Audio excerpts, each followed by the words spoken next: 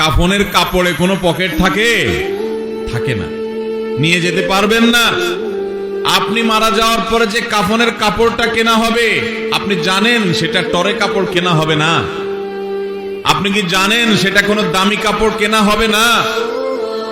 কাপড়ের মধ্যে সবচেয়ে সস্তা কাপড় দিয়ে আপনাকে কাফন দেওয়া হবে। কারণ যাদের জন্য এই সুদের কারবার করে টাকার পাহাড় গড়েছেন সেই সন্তানরাই বলবে, এবং তাদের বলাটা অযৌক্তিক না, যে এখানে দামি কাপড় দিয়ে লাভ কি, মাটির সাথে মিশে যাবে, নষ্ট হয়ে যাবে, কে দেখবে? দামি সাবান দিয়ে আপনাকে গোসল করাবে না। এই দুনিয়া থেকে কিছু নিয়ে যেতে পারবেন না, সব রেখে যেতে হবে। ভাগ বটরা করে ছেলে মেয়েরা খাবে, আর হারাম কামাই করছেন আপনি, জবাব দিতে হবে আপনার। আপনার চেয়ে বড় নির্বোধ কে আছে যে কামাই করবেন, চুরি করবেন যাদের জন্য, তারা কেউ আপনার চুরির দায় নিবে না।